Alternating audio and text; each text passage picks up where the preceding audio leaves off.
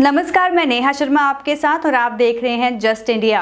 पंचकुला में हरियाणा लोक सेवा आयोग द्वारा जारी असिस्टेंट प्रोफेसर स्टेज 2 परिणाम में अनियमितताओं के विरोध में अभ्यर्थियों ने आवाज उठाई है। सैकड़ों अभ्यर्थियों ने पंचकुला में हरियाणा लोक सेवा आयोग के बाहर प्रदर्शन करते हुए हाल ही में घोषित असिस्टेंट प्रोफेसर स्टेज 2 सब्जेक्टिव परीक्षा के परिणाम को लेकर गंभीर सवाल उठाए हैं। अभ्यर्थियों का कहना है कि आयोग द्वारा जारी किए गए परिणाम में कई विसंगतियां हैं और जिसके कारण चयन प्रक्रिया की पारदर्शिता पर प्रश्न खड़े हो गए हैं। अभ्यर्थियों के अनुसार कुल 613 पदों के लिए लगभग 1200 उम्मीदवारों को इंटरव्यू के लिए शॉर्टलिस्ट किया जाना था, लेकिन घोषित परिणाम में केवल 151 उम्मीदवार ही चुने गए, जो बेहद कम है। इससे विभिन्न आरक्षित श्रेणियों में प्रतिनिधित्व भी प्रभावित हुआ है। अभ्यर्थियों का आरोप है कि कई श्रेणियों में निर्धारित पदों के अनुमान चयन नहीं किया गया और साथ ही अभ्यर्थियों ने स्टेज 2 की 2400 से अधिक कॉपियों की जांच में बड़ी अनियमितताओं का संदेह जताया। कई उम्मीदवारों का कहना है कि उन्हें न्यूनतम निर्धारित अंक तक नहीं दिए गए, जिससे यह स्पष्ट होता है कि मूल्यांकन में त्रुटियां हो सकती हैं। शांतिपूर्ण प्रदर्शन के लिए बाहर इकट्ठा हुए हैं।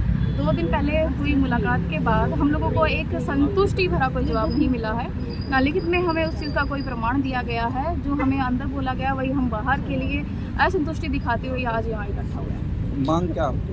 मांग हमारी ये है कि पारदर्शिता दिखाई जाए, साथ में हमें हमारी आंसर शीट या फिर मार्कशीट सबसे पहले और उसके साथ अलोंग विद हमारी आंसर शीट जो हम सभी यहाँ पर इकट्ठा हुए हैं, जिन्होंने अपना पूरी मेहनत से हर शिद्दत से 15 क्वेश्चन तक भी लिखे हुए हैं और वो हमें ये कह रहे हैं कि आप लोगों ने 35% भी एलिजिबिलिटी का क्राइटेरिया पार नहीं किया है।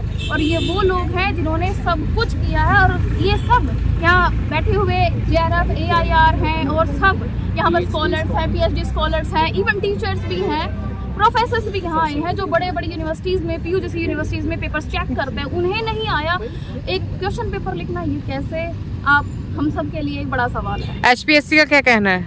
HPSC का कहना है कि आपकी यूनिवर्सिटी और एजुकेशन के मामले में वो बहुत ही नेगलेक्ट कर रहे हैं बच्चों को भी। वो शुरुआत से ही आपका जो बेस है वो बनाया नहीं गया है, ना आपको एजुकेशन यूनिवर्सिटी से अच्छी मिली है, ना स्कूलिंग से अच्छी मिली है, और अब आपको यहाँ आकर के हमें ये बोलने का हक भी नहीं है कि आप 35% से आपकी क्या मांग है? अब आपकी हमारी मांग यही है कि पारदर्शिता दिखाई जाए। जो 151 कैंडिडेट्स हैं along with everyone, answer sheet को बिल्कुल जायजे से हम सबको दिखाया जाए, हमारे बाइफर्केशन दिखाई जाए। सर दरअसल 1.5 साल पहले, तकरीबन 2 साल के प्रोसीजर के बाद 1.5 साल पहले भर्तियां निकाली जाती हैं।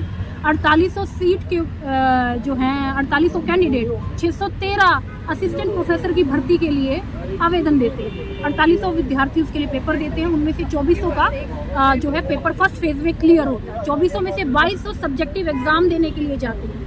अब 2200 में से जो रूल एडवर्टीजमेंट में लिखा था कि 613 कैंडिडेट हैं, उसके दुगने अभ्यर्थी यहाँ बुलाए जाएंगे, यानी 1226 एक तरीके से यहाँ बुलाए जाने थे।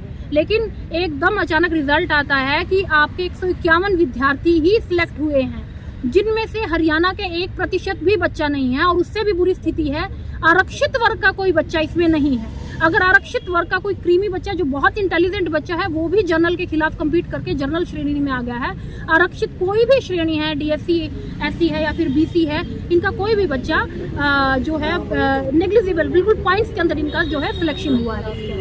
तो पहली चीज तो ये है कि इतनी ज्यादा सीट्स पर जो है विद्यार्थियों का, जहां 1226 होना था वहां मात्र 11 से 12% बच्चों का ही सिलेक्शन इन्होंने दिया है।